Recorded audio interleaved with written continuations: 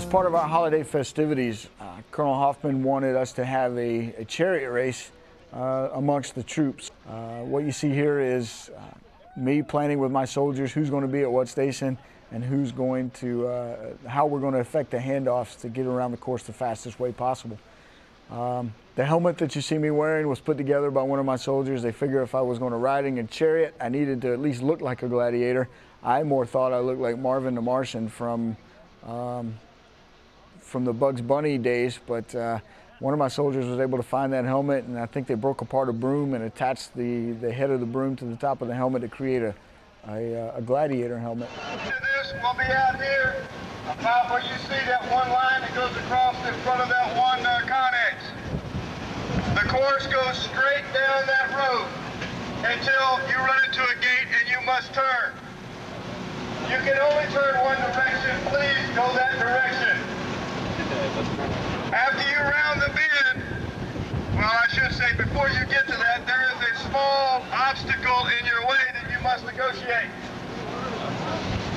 That is the reason why all commanders must be in Kevlar and flak jacket.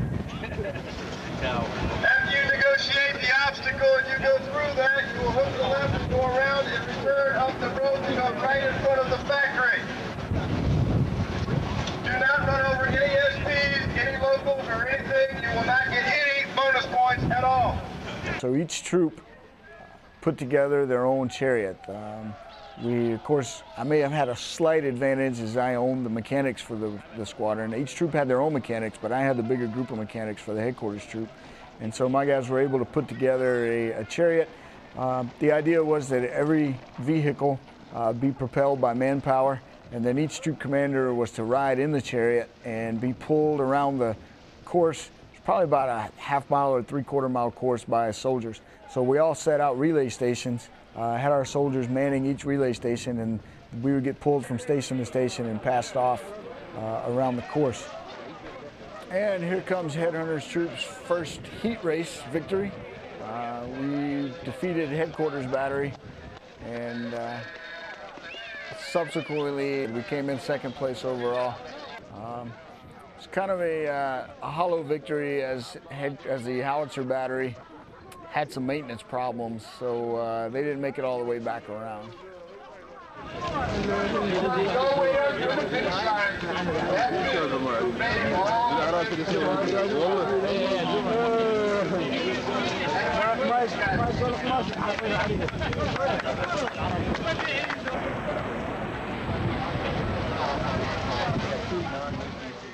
The squadron commander at the time was Lieutenant Colonel Chris Hoffman. The squadron sergeant major, the senior sergeant in the squadron, was Command Sergeant Major Charles Waters.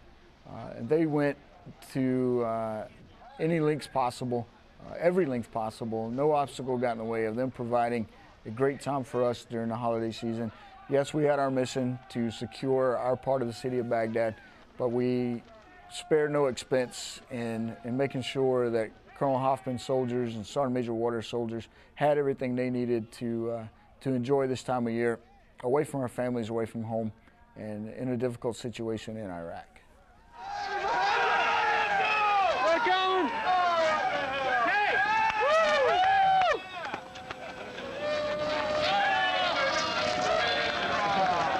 How many more times are going to be able to do that?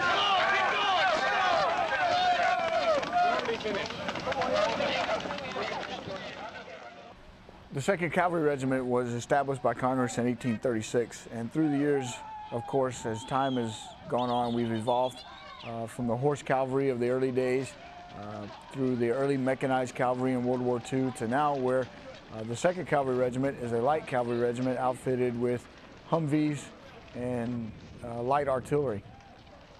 The heavy cavalry regiments have tanks and Bradley cavalry fighting vehicles, so significant difference between a light cavalry unit and a heavy cavalry unit. We're more for the light cavalry, conducts security and reconnaissance versus an infantry unit that conducts attack and defend, or a tank unit that attacks and defends. In a traditional role, the cavalry is the eyes and ears for the Corps commander as we conduct reconnaissance on the battlefield, identifying enemy locations and enemy weak points for the Corps commander to send the infantry and the tanks to conduct their attacks. But in our case in Baghdad, we were assigned a sector of Baghdad city to secure and to conduct reconnaissance in, and given some of the same missions that the infantry and the armor had, and the infantry and armor was given some of the same missions that the cavalry normally performs. We all worked together. We had a tank platoon attached, a tank company attached to our cavalry squadron, and he would send out his platoons with cavalry troops. Cavalry squadron is made up of 4 ground cavalry troops with a headquarters troop to provide support and logistics.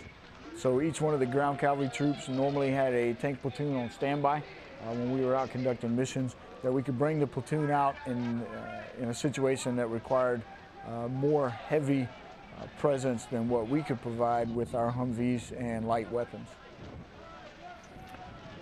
We were augmented with support from the National Guard and the Army Reserves.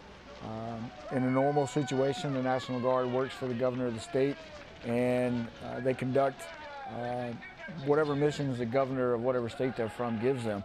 When they're federalized and sent to overseas, then they conduct the same missions that we in the regular Army conduct. Everything from National Guard infantry units conducting attack and defend to National Guard or Army Reserve refueling units fueling our trucks and tanks as we move about the country.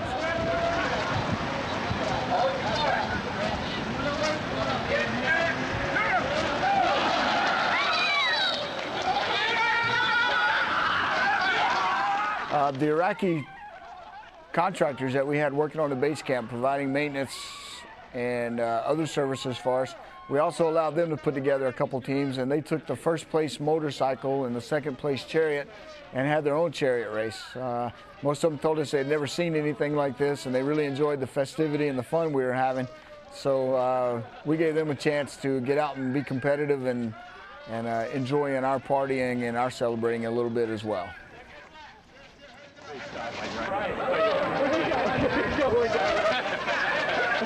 Right.